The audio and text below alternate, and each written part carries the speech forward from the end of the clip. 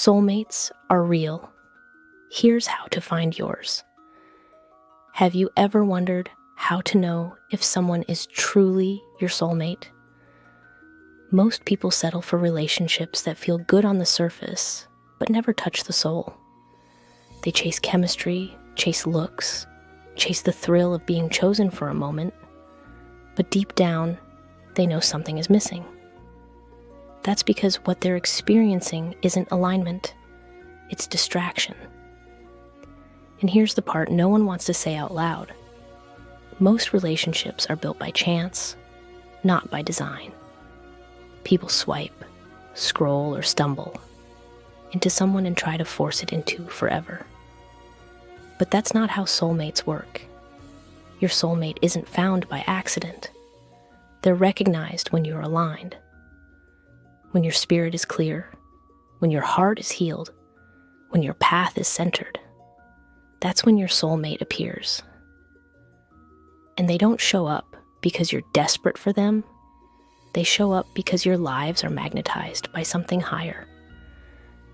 By the end of this video, I'm going to show you how to shift your life so powerfully that your soulmate won't be able to miss you. Because the truth is, soulmates are real, but only those who align with their true selves ever experience them. The biggest mistake people make when it comes to love is confusing chemistry with destiny. Just because someone makes your heart race or your body light up doesn't mean they're meant for your soul. Chemistry can come from attraction, from timing, even from shared wounds. But none of that guarantees alignment. And yet, people chase it like it's everything. They think looks, money, or magnetic pull equals forever, when in reality, it often just equals distraction. In today's world, it's even worse. Dating apps make it easy to swipe through people like products, offering quick validation but rarely lasting connection. Shallow compliments, temporary affection, and casual flings can feel good in the moment, but they don't satisfy the soul. They keep you hooked on the surface, while the deeper part of you stays starved. And here's where it gets even more dangerous. Without spiritual sight, people mistake lessons for soulmates. That relationship that hurt you wasn't your forever. It was a mirror, a teacher, showing you what you still needed to heal.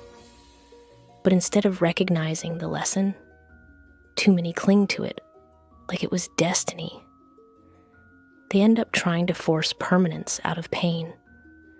That's why heartbreak cuts so deeply. Not just because you lost someone, but because you built your life around a lesson instead of waiting for alignment. Here's the truth. When you don't know who you are, you can't recognize who belongs to you. If you're living blind to your own soul, then anyone who brings you attention will feel like the one. But attention is not love. Desire is not destiny, and chemistry is not alignment. Until you know yourself, until you see yourself clearly, you'll keep confusing shallow connections for soul-level partnerships. Soulmates are not found randomly. They're recognized when you are aligned. That's the key most people miss. You don't stumble across your soulmate by chance. You awaken to them when you've done the work to truly know yourself. Think about it. How could you ever recognize the one who was designed to reflect your soul if you've never taken the time to meet your own? The spiritual layer of this truth has been there from the beginning. In Genesis, when Adam saw Eve, he didn't say, "She looks good," or "She's beautiful enough to keep." He said, "Bone of my bone, flesh of my flesh." That's more than attraction, it's recognition. A soulmate is not just a body to touch. It's a mirror of your essence. It's a union deeper than flesh. Psychology echoes the same truth in what's known as the mirror theory. Your soulmate will reflect both the best and the hidden parts of you, your strengths, your potential, and yes, even your wounds. That's why meeting your soulmate can feel overwhelming. They don't just validate you, they reveal you. They show you who you are and who you could be. And sometimes that reflection includes parts of yourself you've been avoiding. That's why alignment matters. Because if you haven't done the inner work, you'll reject the very person who was meant to be your match. This is why the mindset shift is so important. Stop chasing, start preparing. Chasing comes from desperation, from believing you're incomplete without someone else. Preparing comes from wholeness, from knowing you are already complete, and that the right person will recognize and align with that completeness. Chasing wears you out and leaves you settling. Preparing strengthens you and magnetizes the right soul to you. A soulmate is not drawn to your mask, your performance, or your desperation. They're drawn to your truth, your alignment, your authentic self. The moment you stop running in circles chasing someone to fill the void, and instead start preparing your spirit, your heart, and your life, you create the space where your soulmate can finally find you, because now you can finally recognize them. If you truly want to attract your soulmate, you can't leave it to chance. You need to prepare yourself for alignment. Let's break it down step by step. The first step is clarity of self. Before you can ever recognize the person who belongs to you, you have to know who you are. Most people go into relationships with no real sense of their own values, calling, or direction. And when you don't know who you are, you'll settle for anyone who gives you attention. Take time to ask, what do I carry? What is my purpose? What are my non-negotiables? Clarity of self is like tuning your own frequency. When you're clear, your soulmate will recognize that signal. The second step is heal before you bind.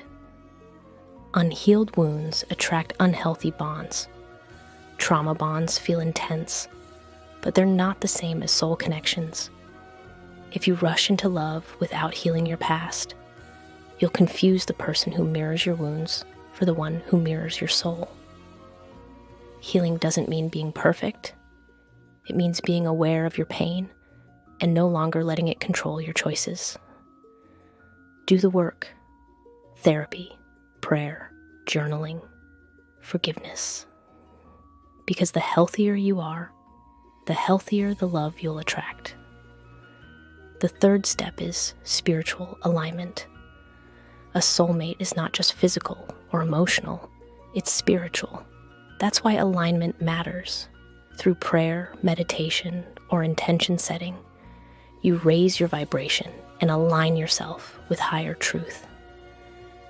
When your spirit is steady, you stop chasing surface connections and begin attracting people who resonate with your deeper calling. Spiritual alignment keeps you from being fooled by looks or charm, because you'll sense when something feels off in your spirit. The fourth step is discernment. Not every strong attraction is a soulmate. Lust can burn hot. Infatuation can feel overwhelming. And obsession can trick you into believing you've found the one. But discernment separates temporary sparks from lasting resonance. Discernment asks, does this connection bring peace or chaos? Does it align with my purpose or pull me away from it? Do I feel seen at the soul level or just entertained on the surface? When you practice discernment, you protect yourself from false signals and open yourself to true connection. And finally, the fifth step is faith in timing. You can prepare, you can align, you can practice discernment, but you cannot control timing. The right soul encounter is divine. It happens when two lives are ready to cross paths, in a way that changes both forever. That's why patience matters. Rushing can lead to heartbreak, but faith in timing brings peace. Trust that when you are aligned, your soulmate won't miss you, because destiny doesn't miss its mark. Put these 5 steps together, and you have a clear path. Know yourself, heal your wounds, align your spirit, practice discernment, and trust the timing. This is how you attract your soulmate, not by searching frantically, but by preparing so deeply that when they arrive, your soul will recognize them instantly. When it comes to soulmates, the Bible itself gives us a striking picture in the story of Isaac and Rebekah.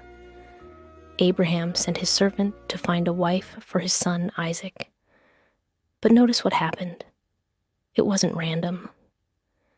The servant prayed for a sign, asking God to reveal the right woman through her actions and spirit, not just her appearance. And when Rebekah came to the well, she didn't just offer him water. She offered to water his camels too. That single act revealed her character: kindness, generosity, and alignment with what Isaac's life would require. Their meeting wasn't coincidence. It was orchestrated through divine timing and spiritual alignment. This story shows us that soulmates aren't about chasing every option. They're about being in the right place, at the right time, with the right spirit. History echoes the same truth. Many famous couples throughout time have described meeting each other with words like, "I just knew." It wasn't about calculating compatibility scores or weighing pros and cons. It was intuition. Think of artists, leaders, and thinkers who went on to shape the world, many of them crediting their partner as the one who fueled their purpose. That sense of instant recognition, of something deeper than logic, is a common thread across soulmate stories. Psychology might call it intuition, spirituality might call it divine resonance, but either way, it's a reminder that true soul connections go beyond surface attraction. And then there are the everyday stories that prove this isn't just for prophets and philosophers. It happens all around us. Imagine someone stuck in a toxic relationship. On the outside, it looks fine, maybe even enviable. But deep down, they know they're with the wrong person. After years of ignoring that inner voice, they finally make the decision to walk away. It's painful, it feels uncertain, but it's an act of alignment. They take time to heal, to reflect, to reconnect with their inner self. And then, almost unexpectedly, they meet someone who feels completely different, not rushed, not forced, not confusing. For the first time, they feel seen, safe, and understood. That's the power of preparation. When you do the work within, you're able to recognize the love that was meant for you. These examples, from Isaac and Rebekah, to the couples of history, to the people we see every day, carry the same message. Soulmates are real, but you don't stumble into them by accident. You recognize them when your life, your spirit, and your heart are aligned. Here's where a lot of people get stuck. Not every strong connection is a soulmate. Some of the most intense relationships you've ever felt may not have been destiny at all. They were tests. The universe, or God, will often allow people into your life to reveal what you still need to heal. And the intensity of those connections can trick you into thinking, this must be the one. But intensity doesn't equal alignment. Sometimes it's just a mirror reflecting wounds you haven't yet faced. That's why you need to be careful with false signals. Infatuation can feel overwhelming.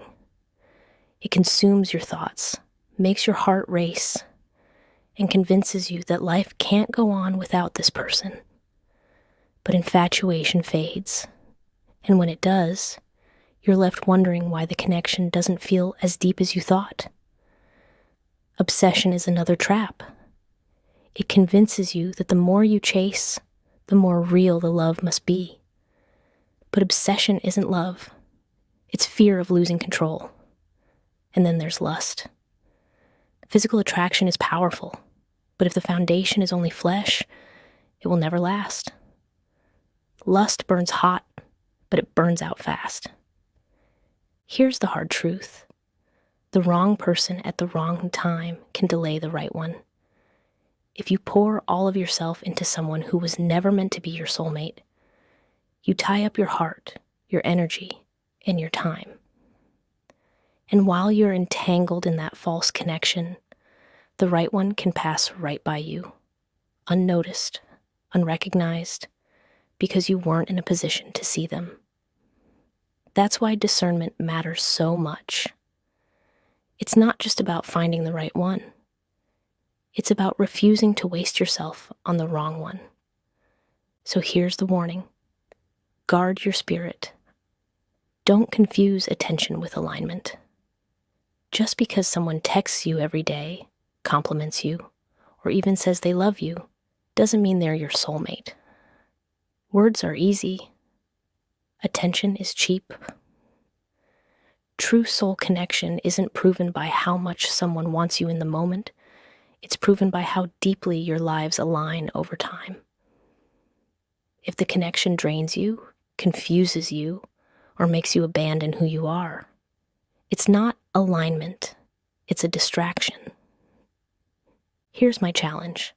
Tonight, write down what you truly desire in a soulmate. Don't just list surface traits like looks or hobbies. Write down how you want to feel in their presence. Peaceful, safe, seen, alive, inspired. Whatever it is, name it. Then ask yourself an honest question. Am I becoming the kind of person who attracts that kind of love? Because the truth is, soulmates don't come to fill your voids. They come to align with your strength. And if you're ready to stop settling for shallow connections, ready to stop confusing lessons for love, and finally step into alignment with the one who was meant for you, then subscribe. Because this journey doesn't end here. This is just the beginning.